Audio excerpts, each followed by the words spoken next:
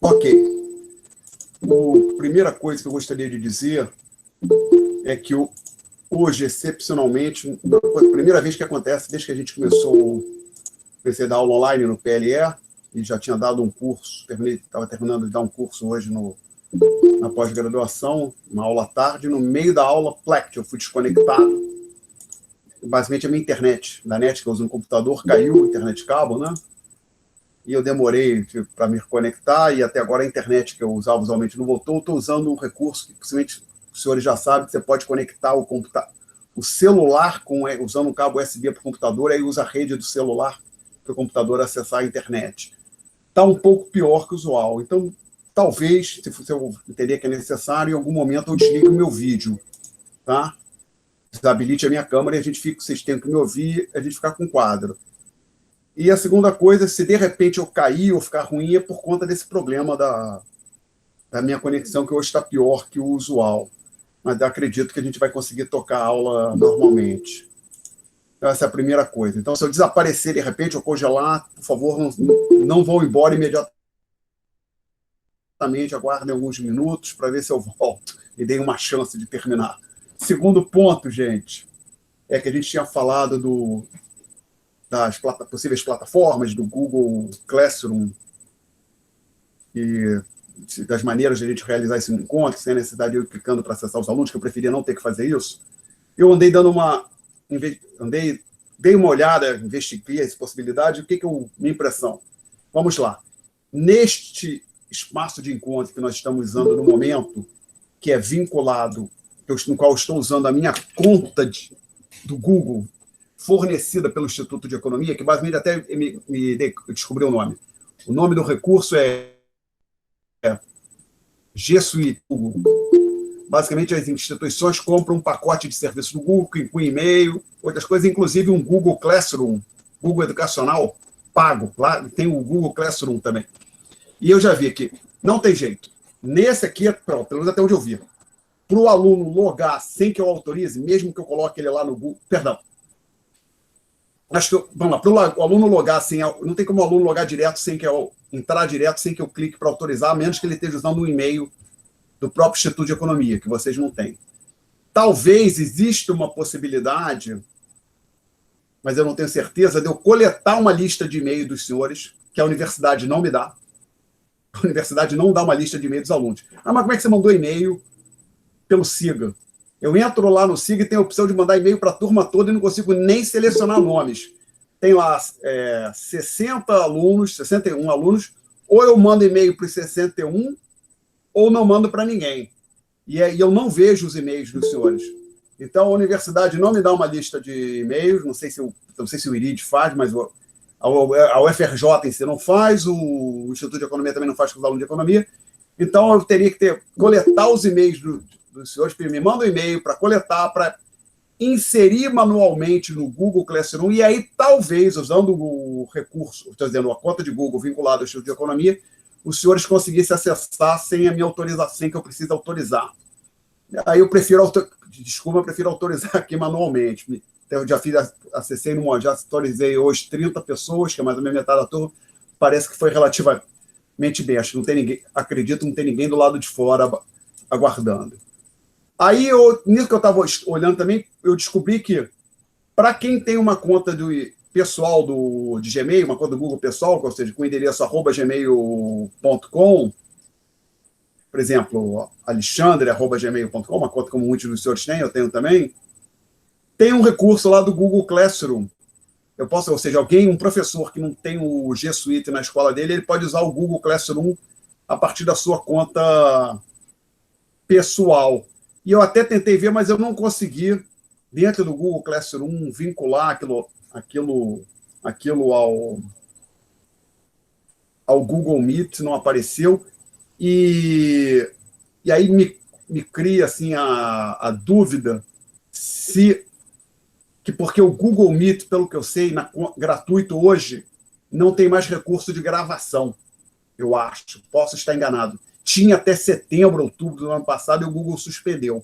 Então, fica na minha dor. Digamos que eu passasse a usar, na minha conta pessoal, eu passasse a usar o Google Classroom, ele disponibilizasse o Google Meet, não está claro, e se os senhores conseguissem entrar sem a minha autorização, não está claro que a gente teria a possibilidade de gravar as aulas e colocar no YouTube, que a última aula já está no YouTube, tem que pelo menos tem mais 11 visualizações. Imagino que tenham sido os alunos da disciplina que foram lá olhar, né? Não necessariamente quem estava na aula, mas imagino que tenha sido útil para consigo conceber gente fora desta disciplina indo lá olhar, mas às vezes tem gente, né? Deixa eu ver o que deixa eu ver se o Alexandre é maluco mesmo, alguma coisa assim.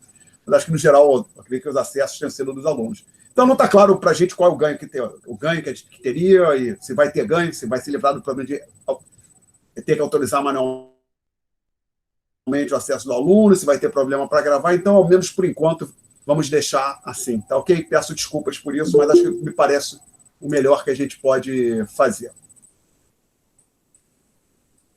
Vocês estão me ouvindo? Perfeitamente, professor. Tá, sim.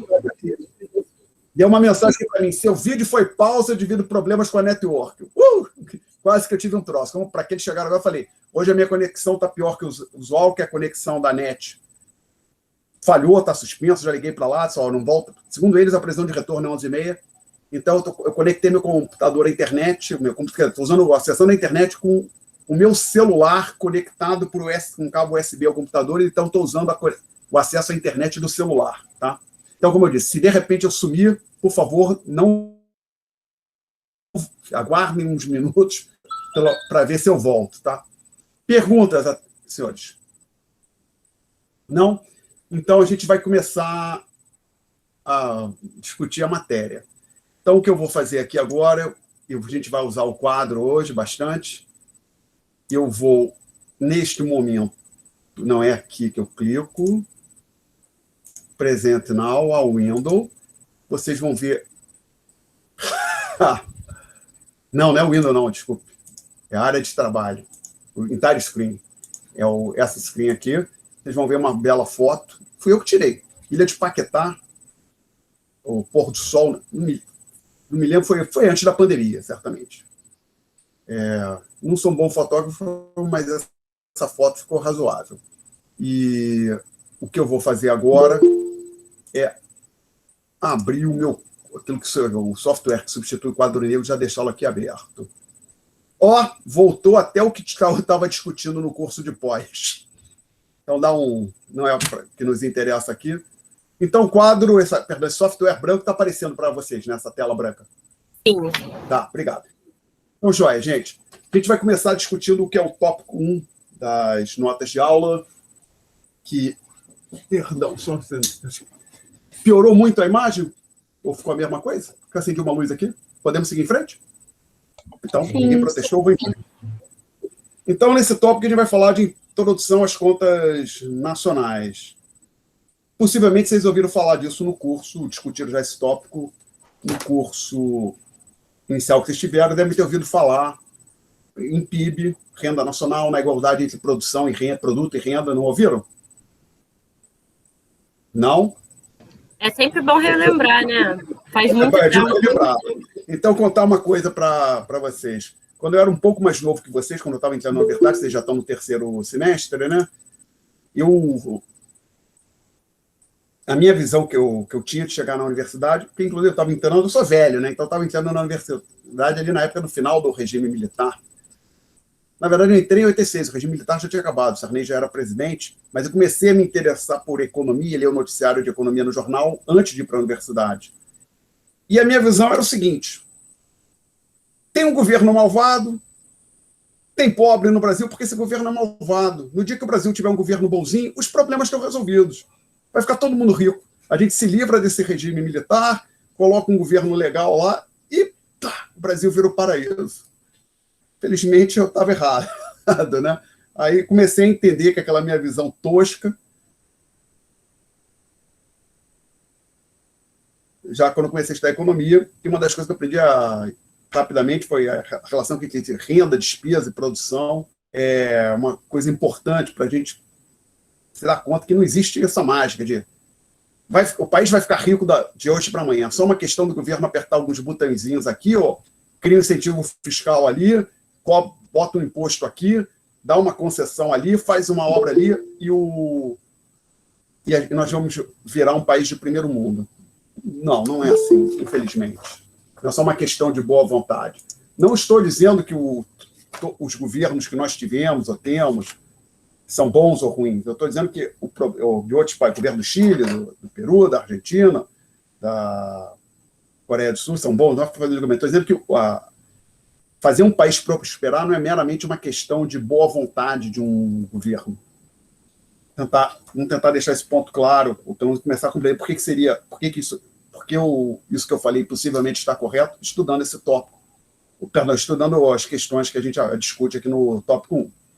Então, ali na primeira página do PDF, o tópico 1, Introdução à Renda Nacional, desculpa, as contas nacionais. Contas nacionais é a expressão que os economistas usam para falar também ou em contabilidade nacional, que basicamente, os senhores agora estão fazendo um curso de contabilidade, começam a falar contabilidade de uma empresa, de uma organização, faz apuração de balanço, demonstrativo contábil.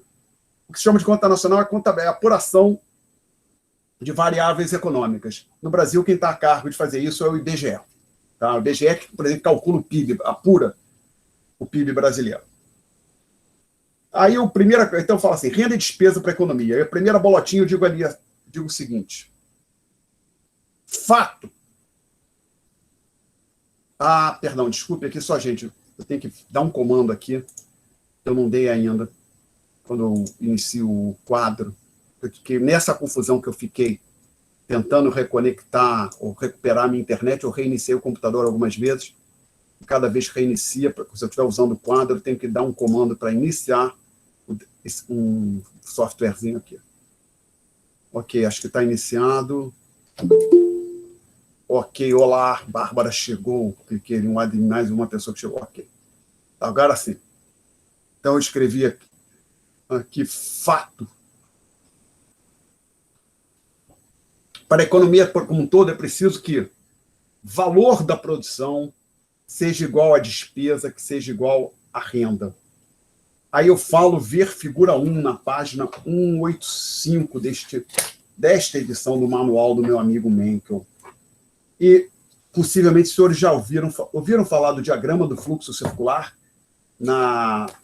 no curso anterior? Algumas pessoas, assim, vou fazer aqui rapidamente. Vou fazer um esboço dele aqui no limite das minhas possibilidades, tá certo? A gente tem aqui empresas, famílias. Para quem tem o livro em mãos, vai ficar ainda melhor. Famílias, peço desculpa pela caligrafia. No quadro usual, normalmente é melhor. Aqui fica um pouco pior. Mercado de fatores de produção. E aqui, um outro círculo. Mercado de bens. Peço desculpas por fora do círculo. Vamos viver com isso, gente. Desculpe. Então, isso é uma maneira simples de representar como a economia funciona. Então, a ideia é o seguinte. Mercado, bens e serviços. O bem é algo que tem existência física. Por exemplo, o livro do Menkel, que está aqui na minha mesa, ou esta canetinha que eu estou usando para escrever no quadro, é um bem, porque tem existência física. Serviço seria como um bem, só que não tem existência física. Por exemplo, um corte de cabelo, uma sessão não existe fisicamente, sessão de cinema, né? Então, a ideia é que bens e serviços são utilizados, são vendidos, transacionados no mercado de bens e serviços, e as famílias utilizam os recursos, esses bens e serviços para o seu consumo, por exemplo, para comer arroz, feijão, carne, ou também para acumulação de capital. Acumulação de capital quer dizer o seguinte, tem um conceito chamado estoque de capital, talvez deve parecer aquele estoque de capital físico, não estão falando em recursos investido num banco, não, tem um capital na poupança ou no fundo de investimento, não é isso. Estoque de capital aqui nesse sentido, desse capítulo que nós estamos falando, é todo conjunto de recursos que nós temos para desenvolver atividade produtiva diferente de trabalho e recursos naturais. Exemplo, uma rodovia faz parte do estoque de capital físico de um país. uma rodovia, porque você precisa daquela rodovia, você precisa dela para que os bens transitem por ali. Uma fábrica, o prédio onde está instalado um hospital ou uma universidade fazem parte do estoque de capital. E, inclusive, os prédios residenciais fazem parte do estoque de capital também. Então, edificações, todas, e a residência individual para uma família, ou prédios de 12, 20 andares, fazem parte do estoque de capital. Caminhões que são utilizados para transporte fazem parte do estoque de capital. Eu falei rodovia, ferrovia também. Os navios fazem parte do estoque de capital. Bom, e as famílias recebem esses bens e serviços que elas compram no mercado de serviços. O que elas mandam para lá? Elas mandam recursos, porque elas efetuam despesas. Tá? Então, você pode interpretar aqui, essa setinha representaria o movimento de bens físicos saindo daqui do mercado, como se alguém vai na feira, pega um tomate, aquele tomate que a pessoa pegou está aparecendo aqui. Mas ela está pagando pelo tomate, entregando para facilitar dinheiro em espécie lá no feirante. Então, esse dinheiro em espécie estaria circulando aqui por essa seta. Pergunta até aqui? Não? Aí a gente tem uma outra setinha aqui, porque eu vou falar uma coisa chocante para as pessoas, estou brincando, evidentemente, mas os capitalistas também têm famílias. Então, existem famílias, essas famílias aqui estão capitalistas, trabalhadores, e cada vez mais a distinção de quem é trabalhador, capitalista é confusa. Então, mas pensar o seguinte, no frigir dos ovos, uma empresa qualquer, ela pertence a uma pessoa, ou a um grupo de pessoas. Então, e consequentemente, essas pessoas são proprietárias do que a empresa possui. Então, tem uma empresa que é dona de um prédio, esse prédio, no fim das contas, pertence aos familiares, os indivíduos, ou seja, a gente usa a palavra famílias, que possuem aquela empresa. E muitas vezes as pessoas também são donas de recursos produtivos distintos de trabalho, de estoque de capital físico, que elas alugam para a empresa. Por exemplo, tem indivíduos, pessoas, que são proprietários de salas comerciais e alugam. Por exemplo, tem às vezes alguém é dono de uma loja.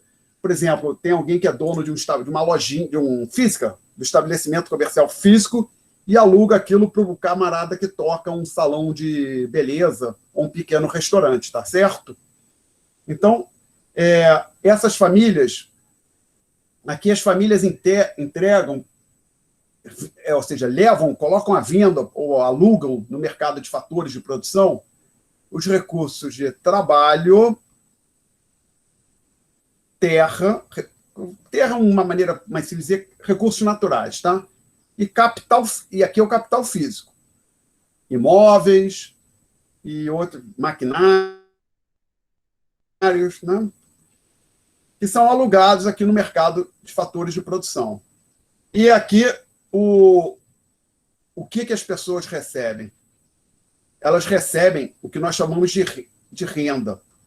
E até o manual do Mencken chama atenção, isso aqui vai ser igual ao PIB, Produto Interno Bruto. E coloca aqui também, a despesa é igual ao PIB, que é o Produto Interno Bruto. Então, estritamente, que às vezes alguém fala assim, por exemplo, um comerciante diz, hoje eu tive uma boa renda, vendi, eu tive uma renda de R$5.000, vendi bastante. O dono de um pequeno restaurante. Ele usa a renda como sinônimo de receita, aquilo que os contadores chamam de receita. Mas aqui, para nós, tem uma diferença. Renda, estritamente falando, é remuneração de fator de produção. Então, salário, que é a remuneração do trabalho, é uma renda, é um tipo de renda. Aluguel, que é a remuneração de imóveis construídos, que é capital físico, ou de terra plana, que seria o item terra plana, é um outro tipo de renda. Lucro, juros, outro tipo de renda, tá certo? Então, as famílias entregam os recursos. O quadro está aparecendo bem, gente? Sim. Tá sim, professor. E vocês conseguem ver o meu mouse mexendo aqui, né? Movimentando aqui, alguma coisa movimentando aqui, vocês estão conseguindo ver? Tá. Sim. Então, as famílias, elas entregam esses recursos produtivos para que esses recursos sejam utilizados para gerar novos bens e serviços, e elas são remuneradas, ou seja, recebem a renda de diversos tipos. Bom, e agora, o que sai daqui? Daqui saem fatores de produção para as empresas, Então, deixar claro, o que é um fator de produção? Tem a palavra, uma outra palavra que é quase sinônimo, mas não é exatamente, pelo menos eu não uso como sinônimo, que é o insumo. Insumo é tudo que você precisa, que vem de input e output. Então, o insumo seria o input e o output é o que sai. O insumo é tudo que você precisa para gerar o seu produto final. E os insumos, você pode dividi-lo em dois tipos. Eu pensaria, aquele que se transfere fisicamente para o trabalho, que eu pensaria neles como matérias-primas. Por exemplo, um restaurante que vai servir um bife, a carne se transfere fisicamente, a carne crua, se transfere fisicamente para o bife. Então, a carne é um insumo, mas não é fator de produção. Porém, o fogão que o sujeito usa, que o dono do restaurante usa para preparar o bife, não se transfere. O fogão faz parte do estoque de capital.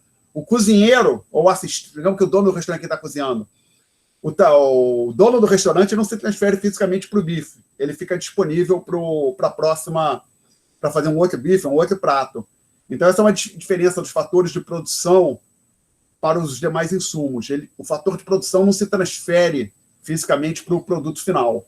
A matéria-prima se transfere, né? Então, por exemplo, quando uma fábrica constrói um móvel, a madeira que foi utilizada naquele móvel não está disponível para o próximo móvel, ao ponto que a fábrica está disponível para produzir um novo móvel.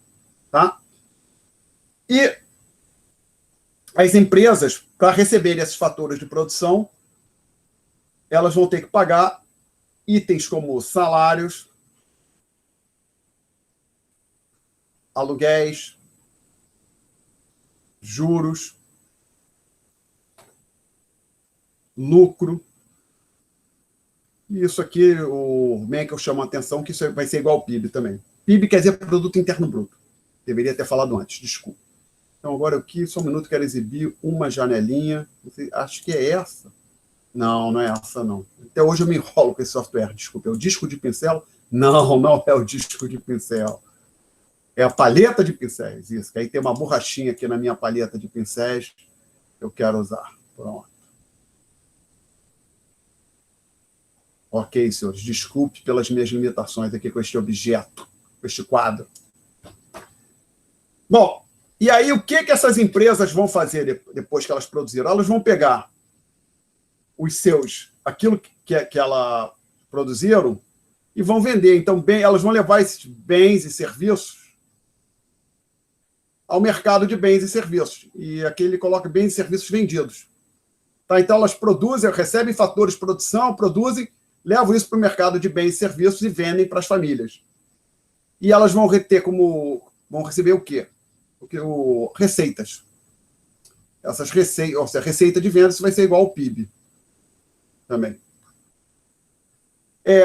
Dá um pouco simplificado. Isso por que tem uma simplificação? Que, veja bem, uma empresa, por exemplo, uma empresa que produz carne, um restaurante, que está aqui, é uma empresa, ele vem ao mercado de bens e serviços e compra, ele vende o prato final, mas ele compra carne aqui, né? E se eu for pensar, a mesma carne que eu compro para fazer um bife na minha casa, o restaurante compra a mesma carne. No mesmo, pode pensar, no mesmo restaurante, por exemplo. Vai ser o mesmo mercado. Então, tem uma simplificação. Uma das simplificações é que a aquisição de bens intermediários pelas empresas não está aparecendo aqui. Mas isso aqui dá para ter uma ideia de como é que o nome disso é o diagrama do fluxo circular. Tá? É uma representação bem simples do funcionamento da economia. Então, você vê assim, você tem dois mercados de bens e serviços e de fatores de produção, e dois tipos daquilo que os economistas chamam de agentes econômicos. Agente econômico, exemplo, consumidor, firma, o governo. Então, aqui, inclusive aqui não tem governo, tá? Não estamos falando de imposto, nada. Temos dois grandes tipos de agentes econômicos, famílias e as empresas. As famílias fazem compras no mercado de bens e são vendedoras, fornecedoras ou ofertantes no mercado de fatores produtivos. As empresas são demandantes no mercado de fatores produtivos, são ofertantes no mercado de bens, tá? Perguntas? Não temos? Eu tenho. Eu levantei a mão, acho que não viu. Eu não entendi muito bem. Relaxa. Eu não entendi muito bem a parte dos fatores de produção quando você diferencia a matéria-prima do fator final. Eu fiquei bem confusa nessa parte ali da setinha do mercado de produção a empresas. Tá, legal. eu vou tentar explicar melhor. Aí, para ver, eu falei na última aula e lembrar. Gente, às vezes eu não vejo a mão levantando e também no chat. Então, se você fizer uma manifestação no chat ou levantando a mão e eu não falar nada, não é que eu não quero responder, não. Aí você, por favor, se manifestem oralmente, né? Abram o microfone e façam uma pergunta. Porque o problema é que, às vezes, eu estou aqui olhando para o quadro e alguma outra, porque tem 2 monitores. O quadro está no monitor e vocês estão em outro monitor.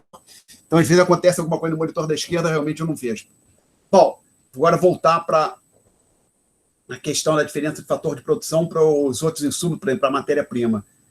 Vamos, por um momento, esquecer esse diagrama bem borrado que eu desenhei aqui. Não muito bom, do livro é melhor, evidentemente.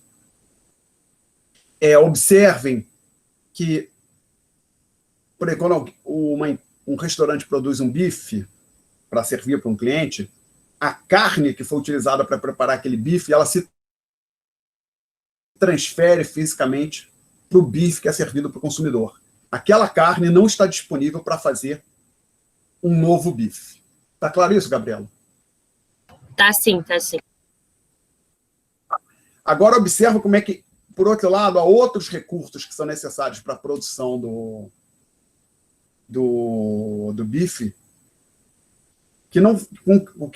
onde isso não acontece. Por exemplo, o fogão, onde o bife foi preparado, a panela na qual o bife foi preparado, o cozinheiro que trabalhou o bife, seja ele o dono do restaurante ou um empregado do restaurante, ele está lá para... Essa pessoa, a princípio, pode estar lá disponível para fazer outro prato, arroz, ou outro bife, ou frango, que diabo, ou seja lá qual for o prato. E não é só o bife que se transfere fisicamente para o produto final. O sal, o tempero, se colocou uma cebolinha, também não estão disponíveis para o próximo prato. Algumas coisas não se transferem para o produto final, mas também não vão estar disponíveis. Eu poderia ter falado isso antes, acho que eu não falei. Por exemplo, o gás que foi utilizado ali no fogão, acabou. Foi consumido ali, ele não está disponível, aquele gás, para o próximo prato. Tá certo? Então, e se, por exemplo, o dono do restaurante tem o hábito de, para cada prato que ele faz, ele termina aquele prato, lava a panela e deixa ela limpinha para o próximo prato, a água e o sabão que ele usou para lavar a panela depois que terminou o bife que ele acabou de servir não estarão disponíveis para lavar a panela quando terminar o próximo prato, tá legal? Então, uma característica, a diferença importante do fator de produção para os demais insumos, que aí nós chamamos de matérias-primas, matéria-prima se transfere fisicamente para o bem final, ou acho que a melhor maneira de dizer não está disponível para a produção de uma nova unidade, de uma nova unidade do mesmo bem ou outros bens. A diferença essencial é que o fator de produção ele está disponível para uma nova rodada de produção, tá? Ou para a produção de um. Então, assim, o fogão está lá disponível também. Inclusive o fogão. Mas o fogão não depreciar, sim, ele vai depreciando. Mas é diferente da carne. A carne é para um pedaço de carne, um bife. Fogão não. Vai fazer 50 mil bifes, aí deu um problema, chama um mecânico, faz mais de 30 mil bifes, aí um dia acabou, o dono tem que se desfazer do fogão e vir com o novo. Mas o fato é que o fogão está sempre disponível. Então, se você pensa por exemplo, um serviço simples, alguém comprou um livro de uma empresa em São Paulo, esse livro seja transportado por um caminhão fretado que vai trazer um bando de mercadoria do Rio para São Paulo. O diesel, combustível utilizado pelo caminhão nessa viagem, não está disponível para a próxima viagem, mas o caminhoneiro, que é trabalho, né? O caminhão, a rodovia estão disponíveis para transportar outros bens, agora de São Paulo para o Rio, do Rio para São Paulo, na viagem de volta, assim vai. Ok? Eu consegui deixar claro, Gabriela? Pô, bem melhor agora, consegui entender, obrigada. Nada. Sempre que vocês tiverem dúvidas, falem. Professor? Então, oi. Posso tirar uma? Claro. Estamos aqui para isso. Obrigada. Valor de produção, você pode explicar o que seria, no caso? Aonde tá aqui no quadro? Não, que você começou explicando, que foi bem no início, eu deixei você falando, aí acabou percebendo. A gente vai ver, porque observa, tá, que depois que eu falo de disco V, figura 1, eu digo, discutiremos tal questão de forma detalhada mais à frente. Ah, sim, tá bom. Tá? Então, assim, que olha, mas o Menkel já sugeriu aqui, ó, vou tentar mais. É bom desse quase que tem cores, aí eu posso ficar rabiscando já tudo bem coloridinho. Ó, o que ele diz aqui. Ele diz que isso é PIB. Nesse exemplo é o PIB.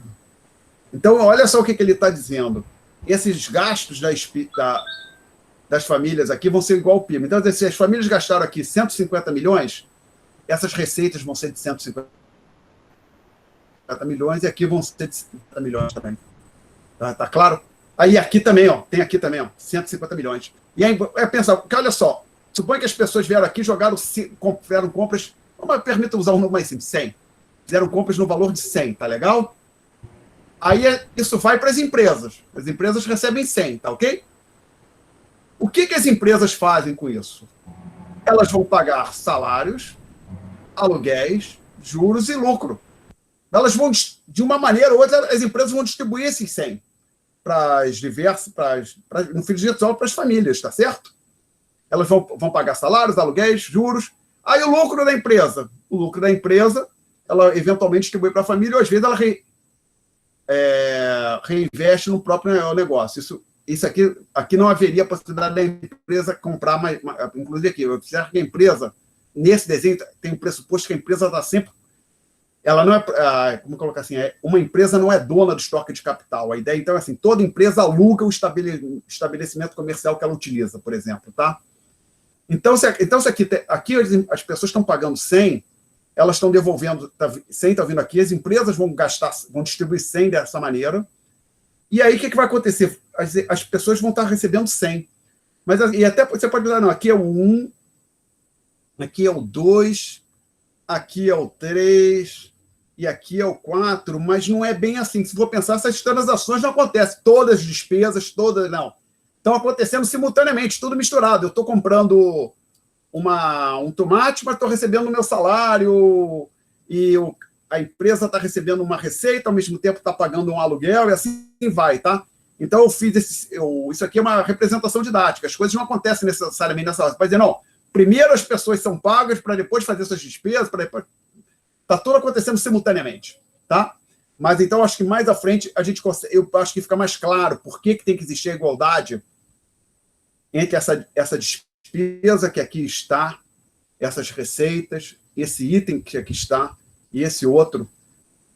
Acho que fica mais claro com um desenvolvimento que nós vamos fazer na página 2. Ok? Mais perguntas? Alexandre, você pode falar um pouco mais de estoque de capital, por favor? Sim. Estoque de capital, pode pensar assim, às vezes a gente fala estoque de capital físico. É tudo aquilo que nós temos acumulados, que está pronto para ser utilizado para a nossa atividade produtiva. O que faz parte do estoque de capital físico? É melhor dar exemplo. Por exemplo, desculpa, deixa eu colocar aqui, manter aqui. Fábricas fazem parte. Maquinário, assim, torno mecânico,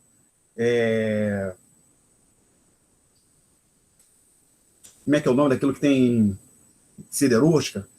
Forno de siderúrgica, forno de fundição, tudo isso faz parte do estoque de capital. Ferrovias, estradas de ferro, fazem parte do estoque de capital. Rodovias fazem parte do estoque de capital. Estação das barcas na Praça 15, do outro lado da Baía de Guanabara, ali na Praça Araribóia, se não falha a memória o nome, aquelas estações da barca, estação da barca na Ilha de Paquetá, fazem parte do estoque de capital também, tá? Então, nós estamos falando de coisas como máquinas, equipamentos, prédios, em geral, não é só falar prédio, edificações, que inclusive assim, um silo, ou um silo numa fazenda faz parte do estoque de capital. Perguntas? Desculpa, eu respondi, Yuri. Ficou um pouco dúvida ainda para mim. Eu não entendi muito bem se esse estoque de capital é por ele acumular capital na construção dele ou, de alguma forma, ser um ativo. Não entendi muito bem essa parte. só para dizer, na prática isso acaba sendo um ativo, mas eu acho que a gente não vai estar discutindo isso muito aqui, não. Mas a ideia, assim, que se for pensar o que uma sociedade como um todo faz, ela produz muitas coisas ao longo do ano, isso vai fazer parte do PIB, isso que ela está produzindo. Parte vai ser utilizada para o consumo no mesmo ano, por exemplo. Por exemplo, as pessoas vão comer carne, arroz. Então, parte do nosso esforço produtivo é para gerar roupas, coisas que não fazem parte do estoque de capital, ou seja, para o nosso consumo. E uma parte da nosso esforço produtivo é para gerar mais estoque de capital.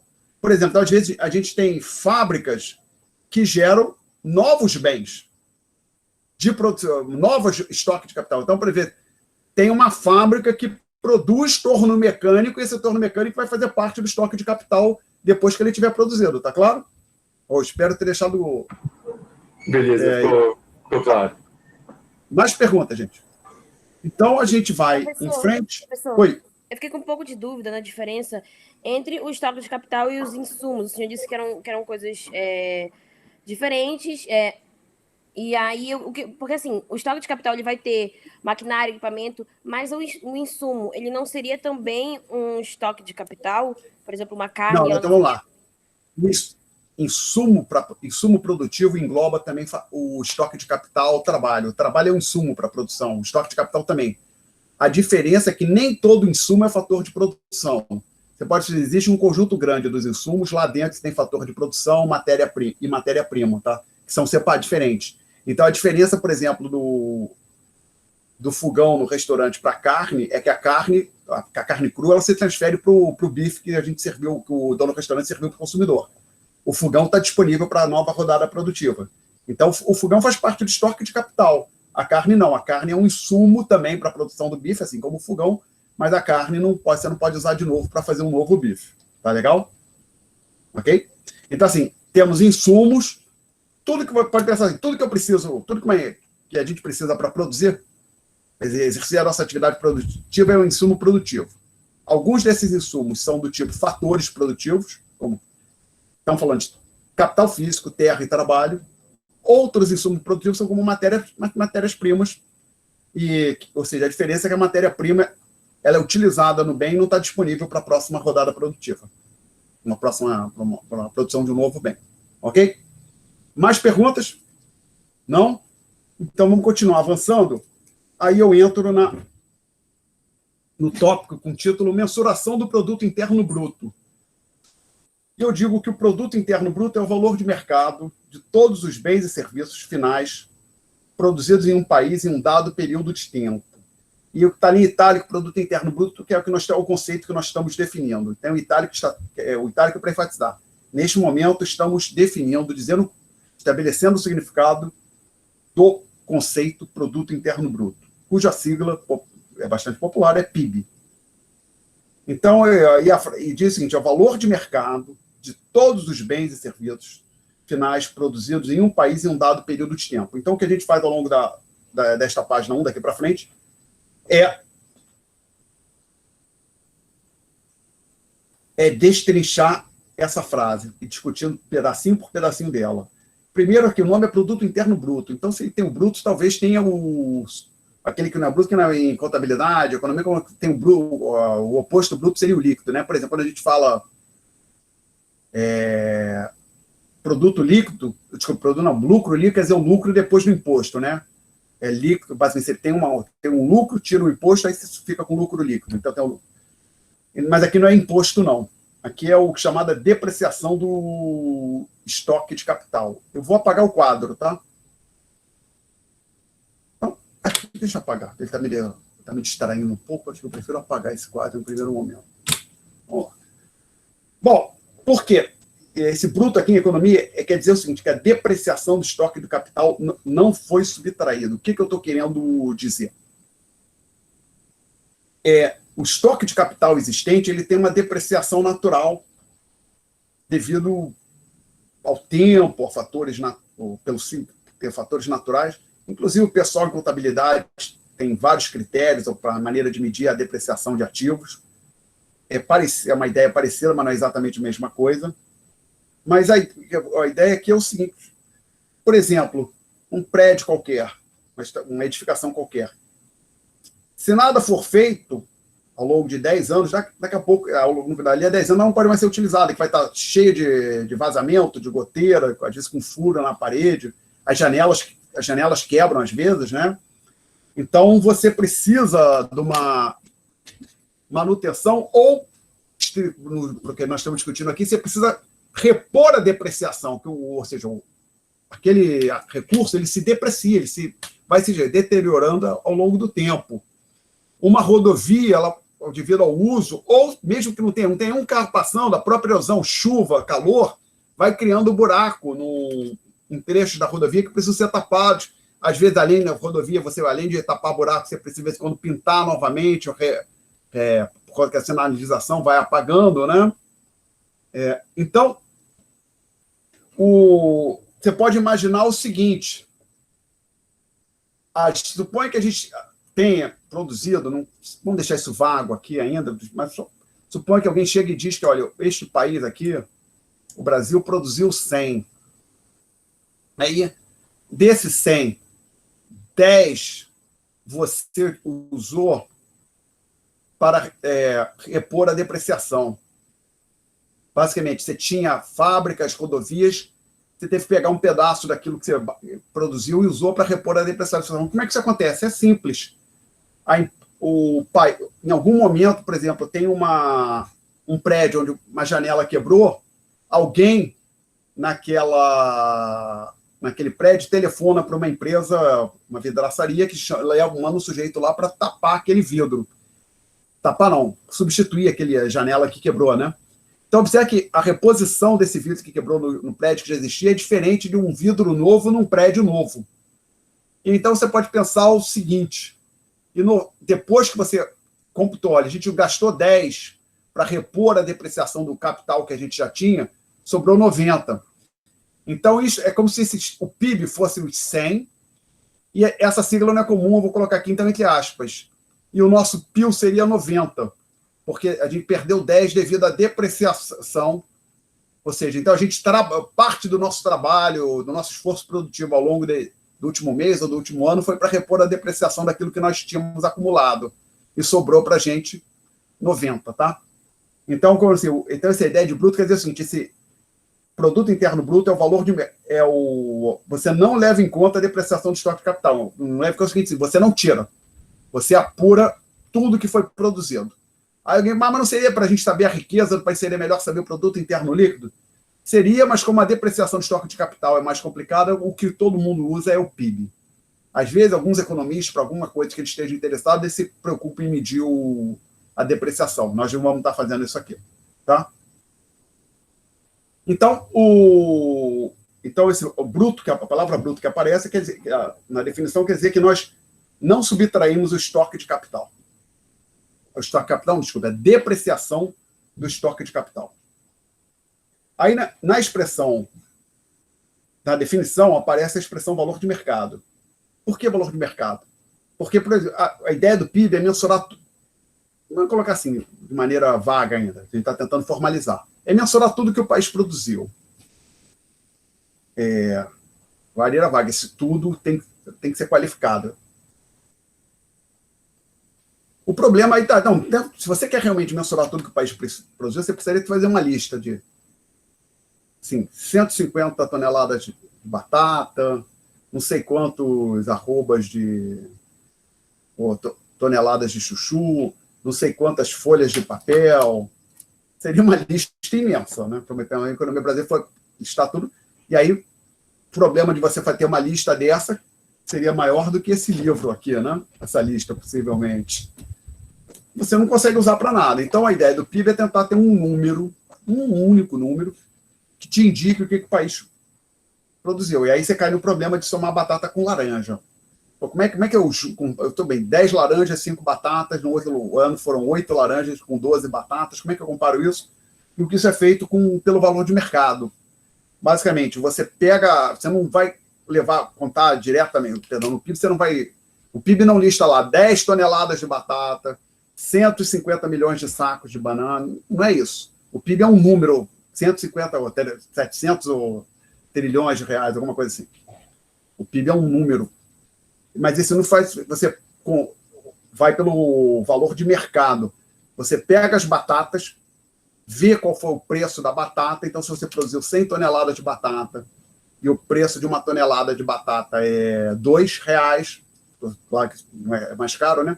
Então, o que você tem ali? 100 toneladas vezes 2, você tem R$200. Então, as batatas estão contribuindo em R$200 para o PIB. Tá? Então, o valor de mercado, ele entra ali na prática para te permitir somar bens distintos. Você não faz sentido você somar batata com laranja. Então, você soma o valor de mercado da batata com o valor de mercado da laranja, com o valor de mercado da carne e de outros bens que foram produzidos. Aí, quando fala de todos, ideal, assim, vamos lá, estamos apresentando o conceito. No mundo teórico, a gente mensuraria isso do jeito que eu estou apresentando aqui. O problema é que tem alguns que você não consegue mensurar. O que você está dizendo, Alexandre? Imagina o seguinte. A gente quer o conceito que foi apresentado, o produto externo bruto, o valor de mercado, todos os bens e serviços, blá, blá, blá, blá, blá. Está falando de todos. Então, a gente gostaria de mensurar tudo. E aí, para mensurar tudo, a gente precisaria ter um Big Brother, não no sentido do Big Brother Brasil, mas no filme, aquele 1984, um sistema que monitorasse tudo que todo mundo fez para colocar no PIB. Imputar valor àquilo e colocar no PIB.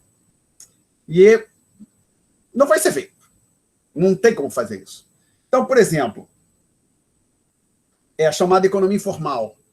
Gente que está vendendo água no sinal, gente que vende picolé na praia, essas coisas. Isso, o PIB não tem dificuldade de capturar. As pessoas que estão apurando o PIB têm dificuldade de capturar. Por quê? Uma das coisas que a pessoa não paga imposto, ou não paga menos e não paga todos os impostos que deveriam ser pagos. Então, por exemplo, numa loja estabelecida, uma loja estabelecida na Avenida Nossa Senhora de Copacabana, ela tem contabilidade, tem um contador, tem contabilidade, ele paga... a loja paga os impostos, o computador passa as informações da receita, das vendas da empresa para a Receita Federal, para a Receita Estadual, Municipal, e essa informação, de um jeito ou de outro, acaba chegando no IBGE, que pode usar isso para captar o PIB. Para aquele vendedor de picolé na praia, não tem isso, né?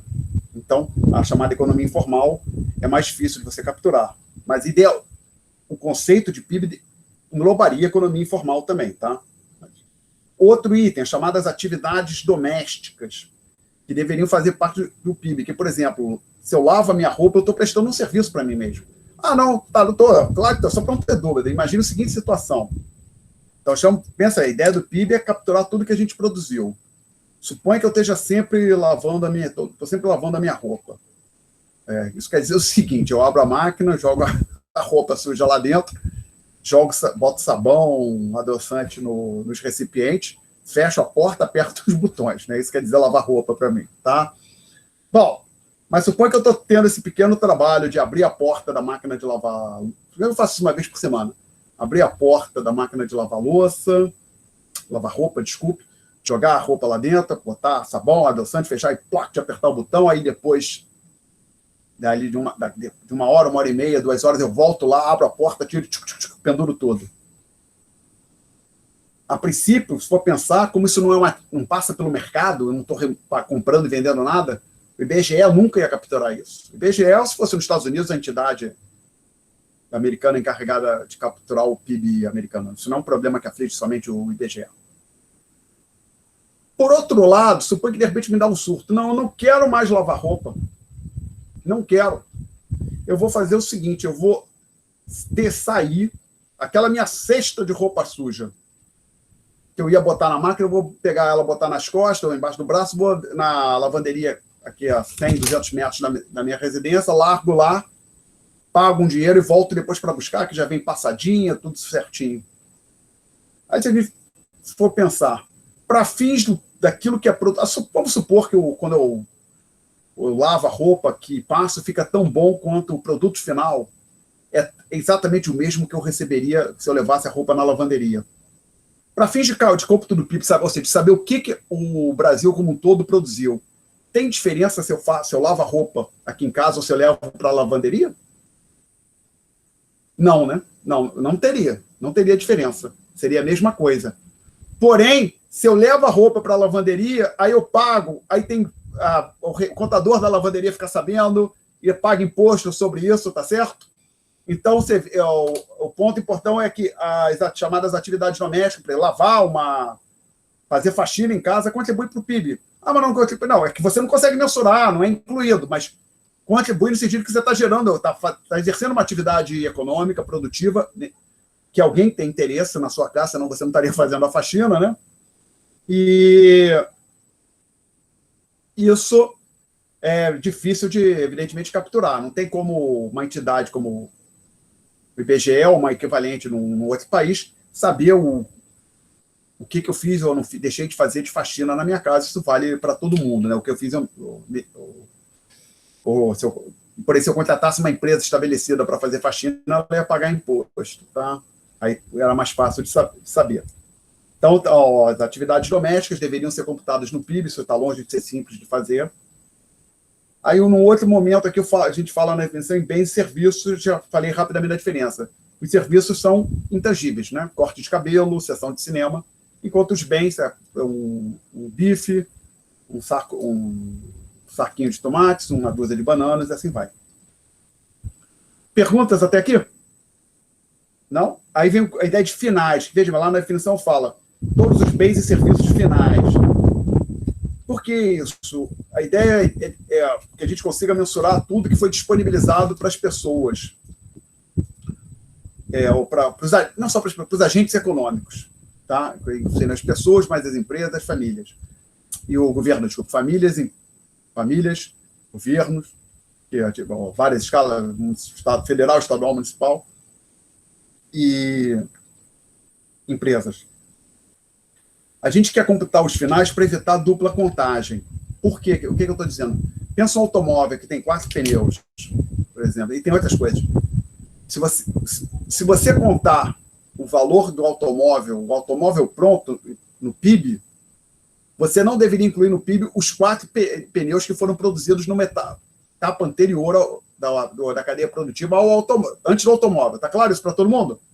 Então, o que eu estou dizendo é assim, se tem um carro que vale 50 mil e esse carro recebeu alguns pneus que valem, não sei, 2 mil reais, o PIB não é 50. Essa coisa que você tem que incluir no PIB não é 52, você tem que incluir 50. Senão você vai estar fazendo dupla contagem, tá legal? Todo mundo entendeu esse ponto? Ok? Agora, aqui tem uma coisa interessante. O que define se um bem é final ou não é o atributo físico dele. É a destinação. Porque, então, pensa, tem uma fábrica qualquer de pneus, ela manda alguns carros, ela pega metade da produção, e supõe que os pneus são idênticos, tudo um tipo de pneu. Ela manda metade para as montadoras, essa metade que vai para as montadoras, você não deveria colocar no PIB, deveria colocar somente o automóvel pronto. E a outra metade vai para as lojas para as pessoas comprarem para substituir um pneu furado ou pneu gasto. A metade que vai para os consumidores finais faz parte do PIB. Então, se tem uma empresa que produziu 8 mil pneus e mandou 4 mil para as montadoras, 4 mil para o consumidor final, e que esses consumidores compraram tudo correndo, esses 4 mil aqui para os consumidores finais, eles entram para o PIB. Esse aqui não, porque eles vão ser usados no automóvel, que mais à frente vai gerar outro bem, tá certo? Então, por aí, uma coisa interessante. Então, a carne crua, ela não deveria ser computada no PIB se um restaurante compra, mas deveria ser computada no PIB se eu compro, até porque ninguém vai computar, como a gente já está falando, ninguém vai computar no PIB o meu trabalho de preparar o bife aqui em casa. Ok? Perguntas?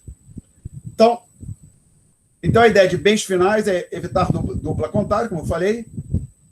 E aí um pequeno comentário. A ideia assim, do PIB, a gente quer que o PIB inclua tudo que a gente produziu, que a gente utilizou, que a gente disponibilizou para a atividade produtiva futura. Então, inclusive, bens intermediários que ficam estocados em prateleiras, incorporados aos estoques, deveriam entrar no cômputo do PIB. Porque, basicamente, a gente produziu hoje, então, basicamente, nesse caso aqui, se esses 4 mil pneus que elas mandaram para a montadora. Mas a gente foram para as montadoras dia 31 de dezembro. Mas as montadoras só estocaram esses 4 mil pneus e não produziram nada no dia 31 de dezembro. E a gente está fechando o cômputo do PIB no dia 31 de dezembro. Aqueles 4 mil pneus deveriam ser computados no PIB. Por quê? É produção do ano em curso, que está se encerrando, que foi disponibilizada para a atividade para a produção futura. Então, num certo sentido, um pneu que está num armário ou num depósito da montadora para ser já usado, ele é similar, num certo sentido, ao torno mecânico que a montadora de automóvel tem. Ambos podem ser utilizados na atividade produtiva futura, tá? Mas lembra, o torno mecânico é estoque de capital, o pneu não é estoque de capital, vai ser utilizado e não vai estar para um automóvel, não vai estar disponível para o próximo. Perguntas até aqui? Aí a gente fala aqui depois, na próxima página, de que o conceito de PIB fala produzidos, ou seja, bens novos ou serviços novos. Compra e venda de um carro usado não impacta um PIB. Então, por exemplo, se eu vendo alguma coisa de minha propriedade, por exemplo, um relógio, eu vendo para alguém, isso é irrelevante para o PIB, que não houve a produção, disponibilidade de um novo bem para a sociedade, tá? Então, transações que enviam a bens, carro usado, relógio usado, é irrelevante para o PIB. Aí a definição também fala finais produzidos em um país. É como a definição está apresentada no manual do Menkel, mas, na verdade, se você quiser ser mais geral, você diz uma região geográfica, que, inclusive, aqui no Brasil, a gente fala do PIB estadual de um estado, ou também, às vezes, a gente fala, fora do Brasil, o PIB do continente ou PIB do mundo. Então, basicamente, você define uma região geográfica, o mais comum é falar em país, PIB do Brasil, PIB dos Estados Unidos, PIB da França, PIB da China, mas você pode falar PIB do estado de São Paulo, PIB de Santa Catarina, ou PIB asiático, ou PIB mundial, tá? Então, não precisa ser país, é uma região geográfica especificada, que depende do contexto que você está usando a ideia de PIB. E aí, na definição, fala em um dado período de tempo. O mais comum é a gente falar em ano. O PIB de 2019, PIB de 2020. Mas é comum também falar em trimestre. Às vezes você vai estar saindo no jornal, o PIB do primeiro trimestre cresceu 2%, caiu 3%.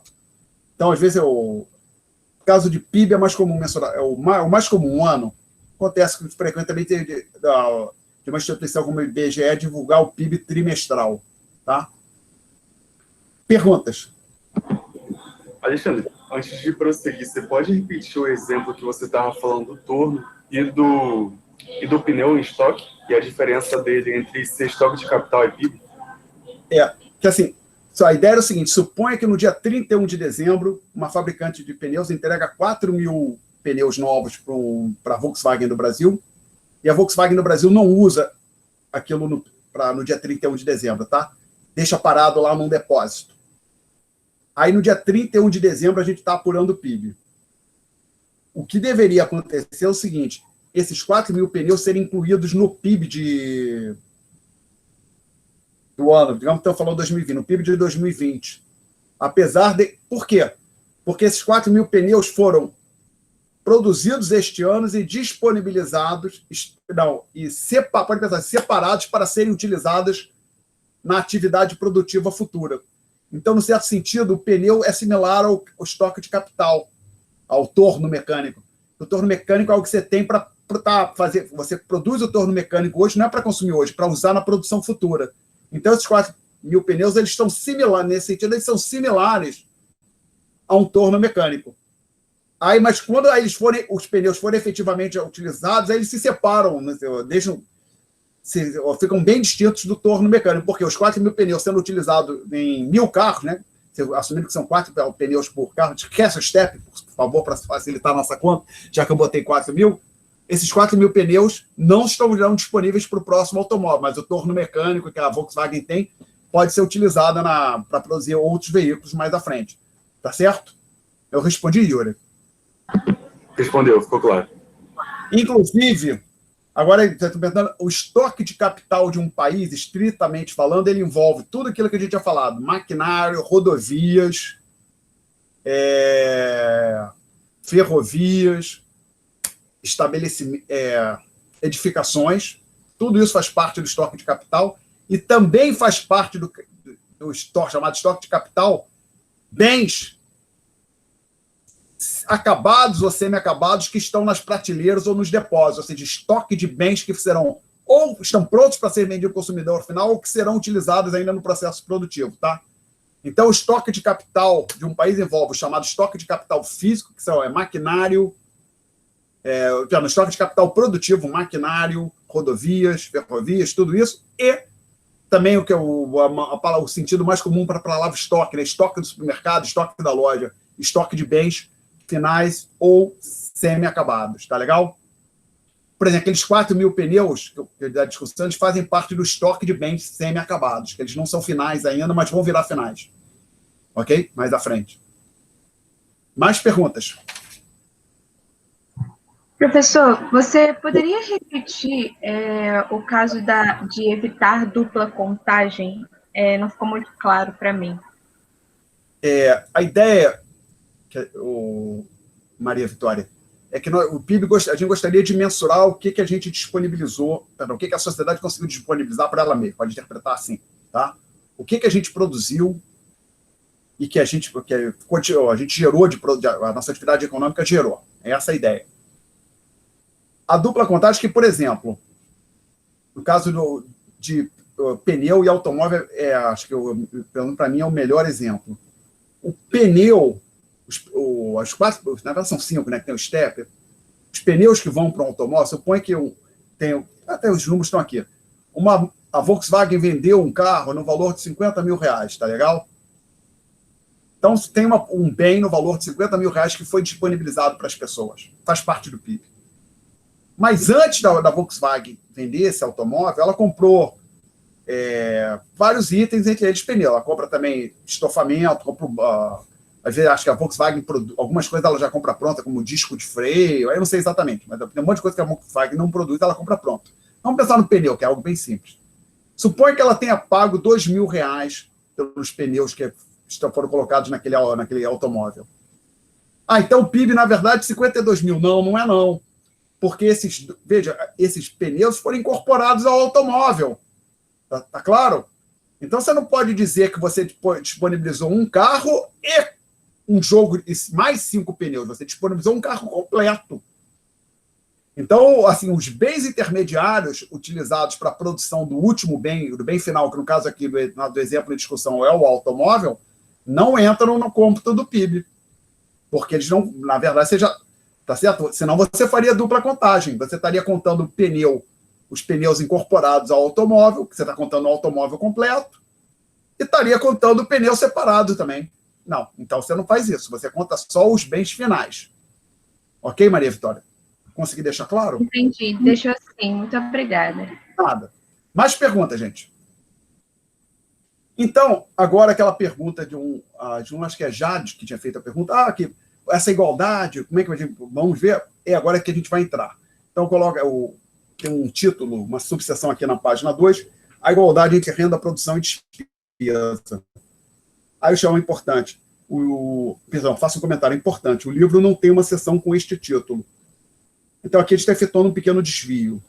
Tá? Eu estou saindo do livro, isso aqui está entrando por minha conta.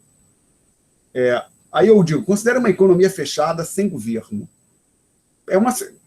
Basicamente, lembra, nosso objetivo é tentar deixar claro a ideia, a igualdade entre renda total, valor da produção e dispêndio, despesa. Eu vou tentar deixar esse ponto claro com uma situação hipotética bem simples. E vou simplificar ao máximo. Os economistas gostam de simplificar as coisas. Pode não ser difícil acreditar, mas pelo menos quando estão dando aula, eles tentam simplificar. Para que a ideia, quando você simplifica, você consegue focar um exercício simplificado, você consegue focar no ponto central da discussão. Você tira da discussão algumas coisas que não são relevantes para o problema em análise. Não são só os economistas que fazem isso, os físicos fazem. Por exemplo, despreza o atrito. Tá? Então, você pode dizer que esquece governo, esquece o resto do mundo. É algo similar faz conta que não tem atrito na física. Então, uma economia fechada sem governo. A economia sem governo não existe no mundo, não tem governo. É uma sociedade, estamos falando de uma sociedade onde não há governo. E fechada quer dizer que não transaciona com outras economias ou outras sociedades. Tá certo? Exemplo de economia fechada. O planeta Terra é uma economia fechada. Nós não transacionamos, o planeta Terra como um todo não transaciona com mais ninguém. Então, o planeta Terra é uma economia fechada. E, possivelmente, dentro do planeta Terra, há pequenas economias fechadas. Por exemplo, uma tribo indígena que não tem contato com mais ninguém no Amazonas, por exemplo, isso seria uma economia fechada, mas eles têm atividade econômica, eles caçam, pescam, tem lá atividade, eles produzem coisas, tá? Mas, então, assim, mas de qualquer maneira, acho que o exemplo mais simples de economia fechada é o planeta Terra. Então, vamos imaginar, por simplicidade, que a gente está lidando com uma economia fechada na qual não existe no governo. E, de maneira, essa é uma economia bem simples, só existem duas firmas. Firmas 1 e 2. Aí eu digo o seguinte, denote o valor da produção final, da produção de bens intermediários, da folha salarial e dos lucros, respectivamente, por Y, X, W, L. Então, este Y é o valor da produção final. X é a produção de bens intermediários. O que quer dizer isso? Bem intermediário é um bem que uma firma produz que outra firma vai usar para a sua produção, tá legal? Então, por exemplo, se estivesse falando de um setor de alimentos, a carne que a Friboi produz é um bem intermediário para um restaurante, tá? W é a folha salarial e L lucros.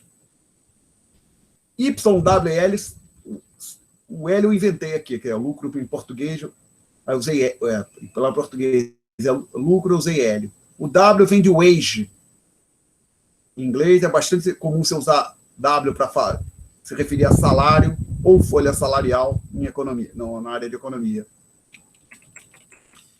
X eu inventei agora. Ou na época eu não disse aqui. X depois eu vejo que o X vai desaparecer. E usar o Y para denotar PIB, renda, é bastante comum em economia.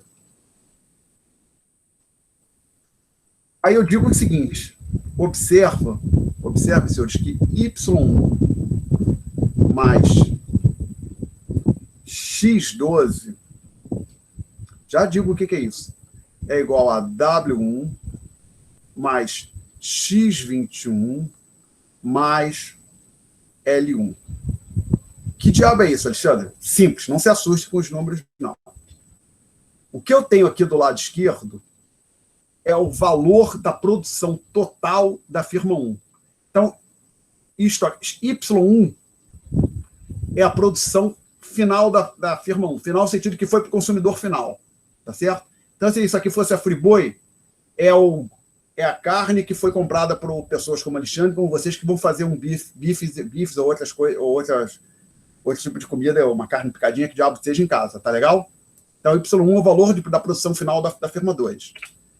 Mas eu estou admitindo aqui que a firma 2, eu descobri que a firma 1 também produz alguma coisa que vai ser utilizado pela firma 2 e vice-versa.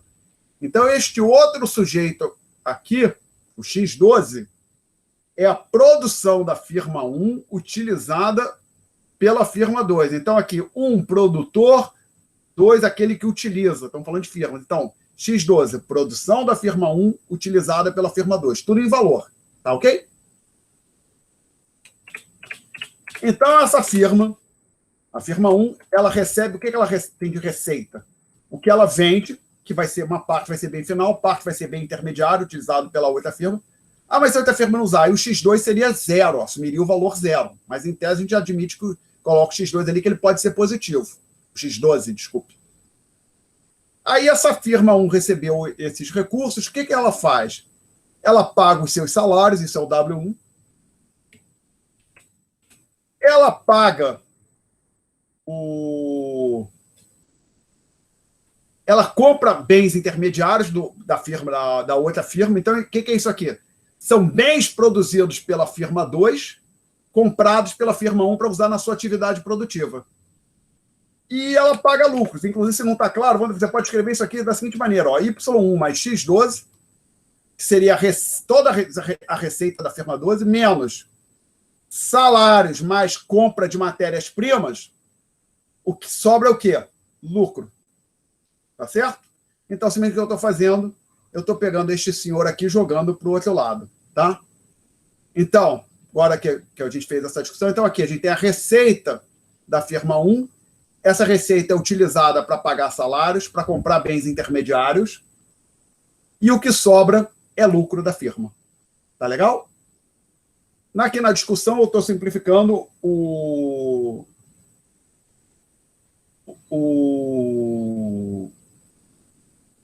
único fator produtivo é o trabalho, que eu poderia ter aqui renda de capital, teria lucro, essas coisas. Vamos supor que só tem um fator produtivo também, trabalho. Tá? Perguntas até aqui, senhores? Não? E aí, então, para a firma 2, a gente tem uma identidade parecida. Y2, que é a receita final, com bens finais da firma 2, que foi para os consumidores finais, mais o que ela produz e a firma 1 compra, que a gente não sabe o que é, mas pode ser até zero, mas vamos deixar aqui, é o X21, que é o mesmo X21 que apareceu aqui. E o que a firma 2 faz? Ela paga salários, ela compra alguma coisa junto a outra firma, então produzido pela firma 1, utilizado pela firma 2, e paga lucros, distribui lucros. Tá? Agora, vejam que coisa legal. Suponha que eu some isso, membro a membro. Eu ficaria aqui com a álgebra. Desculpa, antes de eu fazer a soma, deixa eu ver o comentário. Eu apresento essas duas igualdades e digo, comentário. Ao acompanhar um argumento matemático, preocupe-se principalmente se cada passo está correto.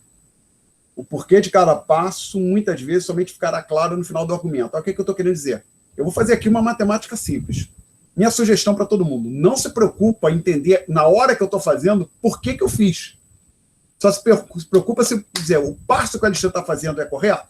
Porque, normalmente, o porquê de eu ter dado esse ou aquele passo só fica claro quando você vê o resultado, a obra pronta, o resultado final, tá? Então, eu vou fazer algo aqui que vai ser útil para a gente, mais à frente nós veremos por quê, mas você tem que se perguntar se está correto. Eu vou somar membro a membro. Então, eu fico aqui, Y1 mais o lado esquerdo superior mais o lado esquerdo inferior, eu tenho isso aqui. Isso tudo vai ser igual a W1 mais W2, mais X12 mais X21, mais L1 mais L2. Tá claro isso para todo mundo? Agora, olha que coisa legal. Ó, este senhor aqui, ó, cancela com aquele ali, hein? Não é verdade? Ou eu estou inventando? É verdade, cancela mesmo. E aí, o que sobra? Vou voltar aqui para o azul.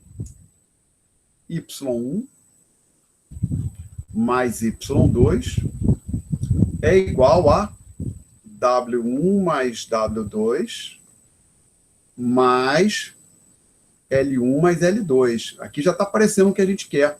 Olha, o somatório das produções finais é igual à soma dos salários com a soma dos lucros, que os intermediários se cancelaram, tá claro? Alguém quer fazer uma pergunta até aqui?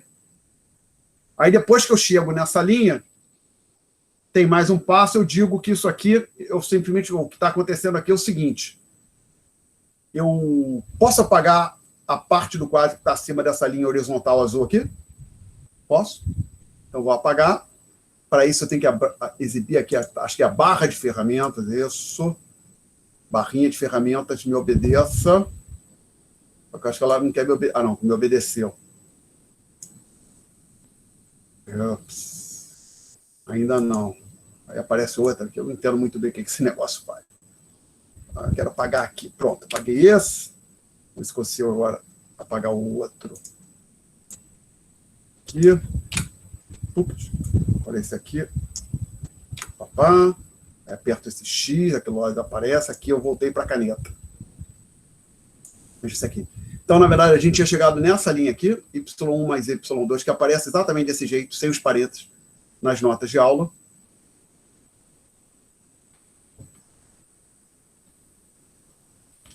Aí eu simplesmente chamo isso aqui de Y, isso aqui eu chamo de W, e isso aqui eu chamo de L. Então, qual foi a conclusão? O Y, que é a produção final total dessa economiazinha bem simples, fechada, sem governo, com somente 2 firmas, é igual ao total dos salários mais o total dos lucros. Ok? Perguntas até aqui? Então, veja que coisa. A produção é igual à renda. Tá? Isso aqui apareceu o número 1 aqui. Tá? Eu numerei essa equação. Aí, embaixo do número 1, eu digo, olha, Y é igual a W1 mais W2 e WL tem significado similar. Aí, gente, eu quero discutir isso bastante, essa igualdade aqui, que ela é importante. Foi quando eu aprendi, eu fiquei assim, meu Deus, meu mundo começou a cair. Também teve uma criatura generosa que me ensinou isso na faculdade, um bom professor. Aí eu digo o seguinte, que aí alguém, não, mas tudo bem, Alexandre, você roubou, ou está me enganando. É natural que você fique suspeito, às vezes, claro. Às vezes depois não é nem porque o professor agiu de má fé que te enganar, não é esse o ponto. Às vezes o professor cometeu um engano. Os professores se enganam, evidentemente, né? Talvez você poderia dizer, não, mas espera aí, Alexandre, que você fez só com 2 firmas. Esse resultado é particular para essa situação com 2 firmas. Se você falasse que tem 10, 50 firmas, isso não ia funcionar, não. Aí eu digo, para quem gosta de matemática, tem interesse nessa questão, eu faço a álgebra aqui com um número genérico de firmas, N, tá certo? É só para quem tem interesse, eu não vou discutir essa pedaço. Importante, a conclusão não depende, a álgebra está feita ali, mas a lógica é a mesma. Que aqui, basicamente, você teria x12 mais x21 mais x31 mais x32, ia dar uma trabalheira maior, mas a lógica é a mesma. Então, vamos ficar só com 2 firmas aqui. E aí a gente tem isso aqui, ó. Que aí, que a gente, por exemplo, quando a gente fala em renda, a gente pensa, eu penso, não, tem pobre, é fácil. O pessoal chegar na faculdade, fácil, o governo não chega lá e dá um dinheiro para as pessoas. O governo dá dinheiro, dá renda, o governo dá renda para as pessoas. Bom, talvez possa fazer, mas vamos pensar aqui o seguinte, agora que a gente olhou para isso. O que realmente determina, que esse é o ponto central, a renda de uma sociedade é a sua capacidade produtiva. É isso que é o cerne da questão. Então, fazer com que as pessoas tenham renda não é só um ato de boa vontade de pessoas, de governantes, ou de entidades como ONU, ou governo americano, não. Para gerar renda, uma sociedade ter renda, ela tem que ter produção, capacidade produtiva. É esse o... Isso não poderia ser diferente. Porque para que serve a renda? Para a gente comprar coisas. Ou poupar também. Mas a gente está poupando para quê? Para a nossa velhice, ou para uma viagem futura, ou, possivelmente, no caso do senhor, para deixar uma herança para os seus filhos, para os seus netos, e coisa desse tipo, para consumo futuro. Tá? Então, não tem essa ideia então, de que a renda é igual a... em valor, a renda é igual ao produto. Então, mas peraí, então se o governo sair distribuindo dinheiro para todo mundo, o que acontecer? Suponha que a produção não aumenta, a produção não muda. A única coisa que vai acontecer vai ser começar a subir os preços. Tá certo? É isso que vai acontecer. Eu sei que o que eu estou falando é uma coisa muito triste, mas não tem como a gente fugir disso. Perguntas? Não? Então, aí eu virando a página, implicações da página 3, implicações da igualdade 1, efetivamente a renda é igual ao produto, em valor, né? Aí como eu já falei que um aumento da renda, agora depois ele vai falar conceito de renda real. Um aumento de renda expressivo que, por exemplo, o governo aumenta, salários dobraram, mas todos os preços dobram, qual é o ganho que tem para os trabalhadores? Nenhum, né? Então, assim, um aumento, até o expressão é renda real, aumento, então, aqui, um aumento da renda no sentido de aumento de renda real. Somente ocorrerá se houver um equivalente aumento na produção. E daqui para frente, para nós, a letra Y vai denotar produto e renda. Isso é comum em economia, como eu tinha falado. Você usa Y para falar de ambos, produto e renda, e normalmente não há ambiguidade, porque existe uma igualdade entre produto e renda. Então, o que a gente tem aqui? Essa produção tem uma mão levantada? Sim, Gabriela. Eu não entendi muito bem o aumento da renda equivalente ao aumento da produção. Eu fiquei confusa, porque você falou que seus salários aumentam, tudo dobra, então eu fiquei bem confusa, assim. Então, supõe o seguinte, perdão, acho que eu não expliquei direito, definitivamente. Vou tentar explicar direito agora. É que para os economistas é comum, quando está falando em aumento da produção, falar de aumento da produção real. Suponha que aquilo que a economia produz fica fixo. Para facilitar, suponha que todo mês uma economia produz sempre as mesmas coisas. A mesma quantidade de batata, de cebola e assim vai. Mas um governo aparece lá, diz que é um bom governo, diz que vai distribuir dinheiro para aumentar o salário de todo mundo. Mas a economia continua produzindo a mesma quantidade de batata, de cebola e de automóveis. Tá certo? Qual é o ganho que vai ter para esses trabalhadores? Zero para a sociedade. Eles não vão ter ganho. O que vai acontecer é que o preço vai aumentar. Então, o valor da produção vai aumentar, mas não porque a quantidade produzida aumentou, mas porque o preço dos bens aumentou. Tá ok, Gabriela? Então, essa era o que eu estava tentando dizer. Acho que eu não me expressei muito bem. Obrigado pela pergunta. Tá? Obrigada. E o título desta sessão que eu coloquei aqui, a igualdade entre renda, produção e despesa. Então, vamos lá. Isso aqui, vamos deixar claro, esse Y foi o valor da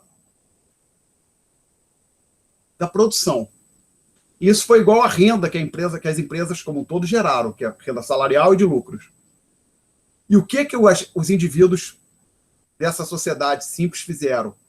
Eles gastaram essa renda deles, ou seja, houve despesa fazendo o quê? Comprando a produção das firmas, tá ok? Então, eu vou colocar de jeito. A receita das firmas é a despesa das famílias, tá certo? E, por sua vez, a despesa das famílias vai ser dada pela renda gerada pelas firmas, tá?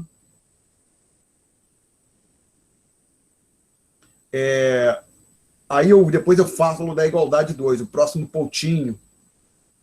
Eu digo o seguinte, obviamente, a produção, aquilo que as empresas falaram, produção física, foi comprada por alguém. Então, posso apagar o quadro? Consequentemente, a gente tem a igualdade 2.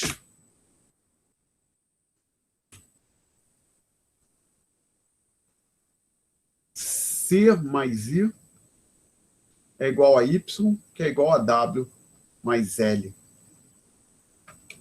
Que no meio era para ser um Y, ficou meio borrado esse meu Y.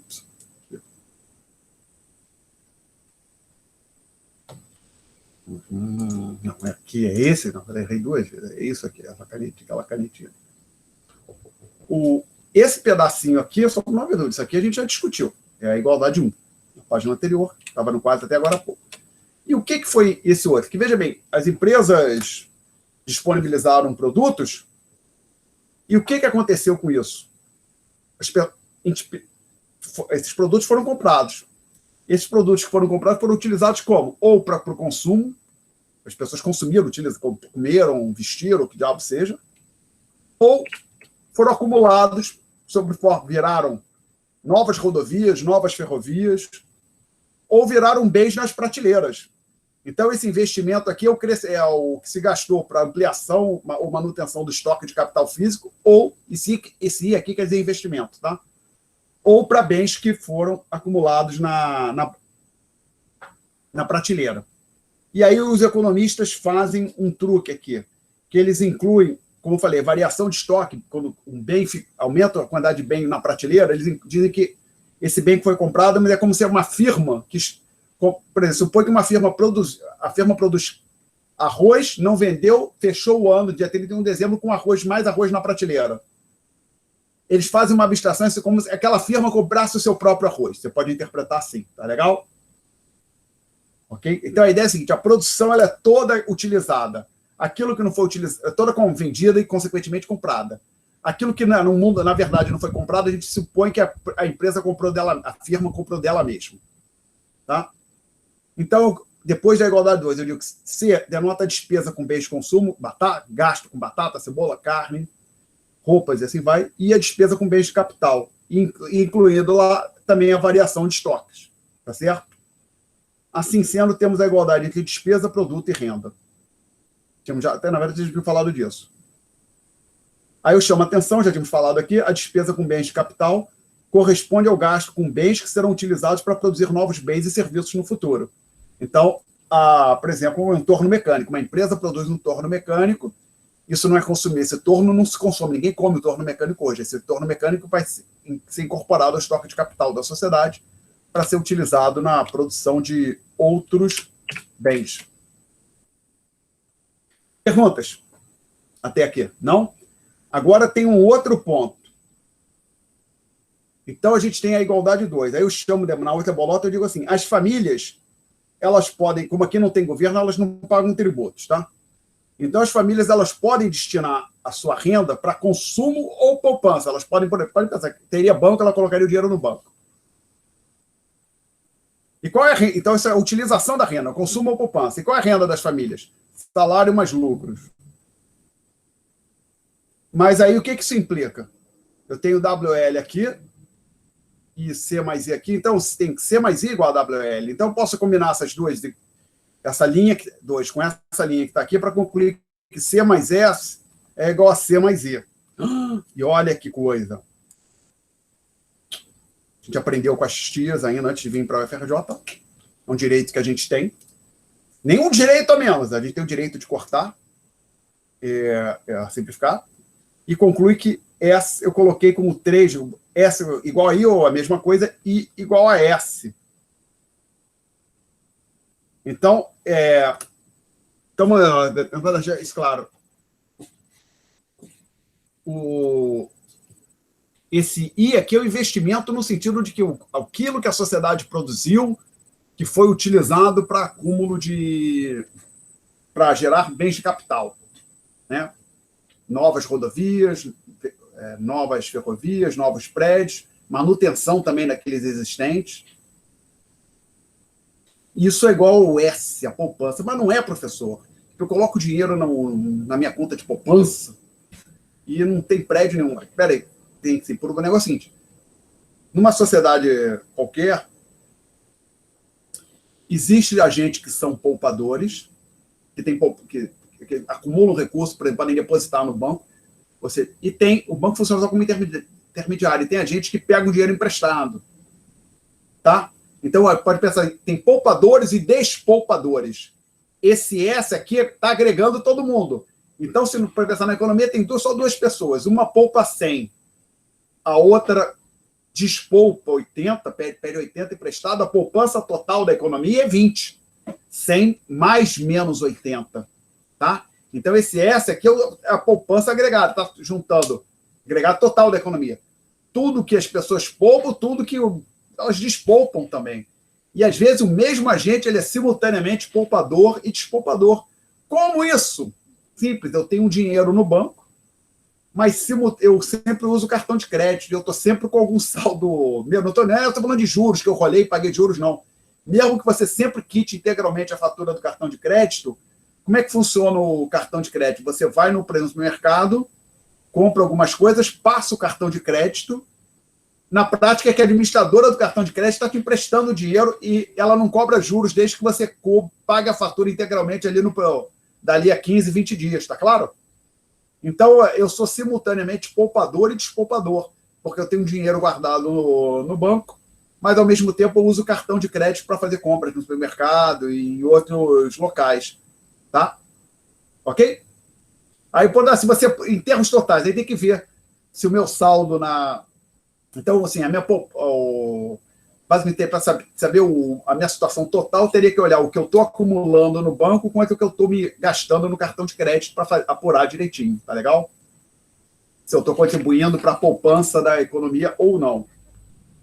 Bom, e aí, agora que a gente tirou essa igualdade, então isso quer dizer o seguinte: depois que você apura tudo que as pessoas poupam e despoupam, colocando no mercado financeiro, usando cartão de crédito, assim vai, você chega num valor para esse S e, pelas contas que a gente fez, ele tem que ser igual ao I. Isso é verdade, realmente. Então, agora que vem que, por exemplo, os economistas descobriram em algum momento que para uma economia crescer, dizer que uma economia cresce é dizer que o PIB está crescendo. Um dos caminhos para isso, não é o único, mas um dos mecanismos para gerar e induzir o crescimento da economia é fazer com que a sociedade acumule bens de capital, tenha cada vez mais fábricas, mais rodovias, mais prédios, e assim vai. Tá? Então, vamos investir mais. Então, quando eu falei, o Brasil vai investir mais, vamos ter mais ferrovia, mais rodovia. Meu caro, não tem como fazer sem aumentar a poupança. A sociedade tem que poupar mais.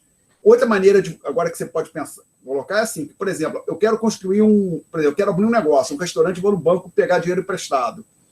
Então, eu estou financiando o meu empreendimento, tá certo? A minha ideia de abrir um restaurante vai ser financiada por um banco, por Santander, para Bradesco, seja qual for. Aqui é a mesma coisa. A nossa poupança financia o nosso investimento nesse sentido. Aquilo que a sociedade como um todo poupa, financia o seu investimento no sentido do que ela gera de novas rodovias, novas fábricas, e mais máquinas, e assim vai. Pergunta, gente. Então, é só aumentar o investimento? Não, tem que aumentar a poupança. Não vai conseguir. Não se aumenta o investimento sem aumentar a poupança. Não tem como fugir disso. Ok? Então, eu resumo, fecho isso aqui, essa discussão toda, digo aqui no fim, tentar botar aqui na sanesca, igualdades importantes para uma economia fechada, sem governo. É o que eu chamo de 4. Professor. Oi. Quando as pessoas elas fazem uma opção por deixar de investir na poupança, investir em outros setores, que não o Tesouro Direto, ou algo ligado diretamente ao governo, mas a empresas privadas e tudo mais, isso mexeria nessa equação geral de que o investimento seria financiado pela poupança, mexeria, não teria mais poupança, ou não teria mais investimento. Supõe que, de repente, todo mundo decide. Eu vou gastar todo o meu dinheiro. O que ia acontecer, se tudo que eu receber, eu vou gastar. Todo mundo fizer isso, o que ia acontecer é que a poupança líquida, o S, acabaria, na verdade, seria até... Não, pensar assim. Só para importante aqui deixar claro que tentar entender a diferença entre saldo, estoque ou fluxo. Por exemplo, o saldo em conta corrente, por exemplo, o saldo que eu tenho no banco é uma posição. Eu pego meu extrato e vai dizer lá, R$100 no dia 23 de março de 2021. É uma posição naquele instantezinho. Enquanto o meu salário é o salário ao longo do mês, a minha renda é a minha renda ao longo do ano. Então, renda é o que os economistas e outros profissionais chamam de fluxo, enquanto as contas com saldo ou posição, estoques, são uma posição no tempo. Então, por exemplo, a receita de uma firma no ano é o que ela recebe ao longo do ano. Porém, o que ela tem no caixa dela em dinheiro, espécie, ali na gaveta, uma loja pequenininha, uma papelaria, é uma posição, por exemplo, no dia 31 de dezembro, ela tem R$122 ali naquela gavetinha. Tá claro? Então, entendeu a diferença dessa ideia de fluxo, que acontece ao longo do tempo, e uma posição que a gente chama de saldo ou estoque. Essas variáveis aqui, no 3 que a gente discutiu, são fluxos. Investimento em um ano, poupança em um ano. Então, esse S é que, basicamente, se a economia tinha poupança total agregada, um estoque, tinha um saldo de poupança no banco de 1.000 em 31 de dezembro do ano passado, e no final de dezembro deste ano vai ter um saldo de 1.200, é que o S foi igual a 200, tá legal? A variação de 1.000 para 1.200. Então, suponho que todo mundo, de repente, falasse, eu não vou tirar nem colocar nada do banco, mas não vou tirar e colocar nada do banco, vocês vão poupar ao longo do ano 0. Então, o S seria 0 e, consequentemente, o investimento seria 0. Então, se não passe de mágica, todos nós, todos agentes, decidissem que não vão poupar mais nada, o investimento no Brasil num dado ano seria 0. Ok? A minha pergunta, na verdade, só uma coisa. Que aqui é uma economia fechada. A única fonte de financiamento é a poupança dos indivíduos. Se a gente vai falando de uma economia aberta, ou de uma economia com governo, ou economia aberta com governo, aí muda um pouquinho, a gente vai complicar um pouco mais, mas vai ser para a próxima aula. Mas hoje, na aula de hoje, o que você falou está certa, Marina. Numa economia fechada sem governo, se todo mundo decidir que não vai poupar nada, o investimento vai no chão, vai a 0. Ok? Isso inclui... Isso é outra pergunta. Por exemplo, se as pessoas tirarem, tipo, da poupança, né, do banco, mas mesmo assim elas pouparem aquele dinheiro, mas através de outros tipos de investimentos, de fundos de investimento, sei lá. Aí é irrelevante. E aí é relevante. O cara tirou da caderneta de poupança, botou no fundo DI, ou tirou do fundo DI, passou para o fundo de ações. é irrelevante. Tá? Aí tem uma pergunta da Bárbara. Desculpe, perdão, eu tive a Bárbara. Marina, mas eu tirei sua dúvida, Marina? Sim. É isso que eu queria saber. Sim, seria relevante. Para você. Eu queria saber se era relevante para isso ou não. Tipo assim, se não influenciaria essa... Entendi. Seria relevante, tá? É relevante. Tá, obrigada. Não, desculpe. Essa pergunta é importante, mas assim, se é uma coisa, se o poupança ou fundo DI é irrelevante, não tem diferença. Eu entendi, obrigado, professor. Aí a pergunta da Bárbara, desculpe, Bárbara, pela demora. Pode falar. Professor, não ficou claro para mim a diferença de uma economia fechada para uma economia aberta. Economia fechada, Bárbara, é uma economia que não transaciona com outra. Economia é uma sociedade que não transaciona com outras. Exemplo concreto de uma economia fechada, o planeta Terra. A Terra não transaciona com habitantes da Lua, eu não compro nada na Lua ou em Marte, tá certo? Ok? Por exemplo, mas eu aqui no Brasil posso comprar alguma coisa no eBay, na Amazon americana. Tá certo? Mas então, só uma coisa, o Brasil é uma economia aberta. Tem algum país, vamos para relações internacionais, tem algum país que tenha um sistema, que adote esse sistema de economia fechada? Ou todos não os países... existe no Brasil, no mundo, um país que seja uma economia... Até a Coreia do Norte tem alguma transação com o resto do mundo, tá certo? Então, pode ser cheio de contornos, mas a Coreia do Norte não é uma economia fechada no sentido que eu estou usando aqui. Uma economia fechada é uma que não, tem zero de transações com o resto do mundo. É um exemplo hipotético, tá legal? Já, quer dizer, na próxima aula a gente vai abandonar a ideia de economia fechada e economia sem governo. A gente vai introduzir o governo e vamos, entre aspas, abrir a economia. Tá legal? A gente começou com a economia fechada sem governo porque é a situação mais simples. Tá, okay? Tudo bem. Não, agora eu entendi porque ficou abstrato de primeira, mas beleza. Obrigada, professor. Tá. Então, aí, as igualdades 4 são as igualdades relevantes aqui para uma economia fechada sem governo, são essas aqui. E como eu disse, aí depois tem a interpretação da última igualdade, como eu falei, o investimento é financiado pela poupança. Já tínhamos falado disso. Então, na próxima aula, a gente vai manter a economia fechada, introduzir o governo e ver como que essas igualdades tipo 4 aqui, elas mudam.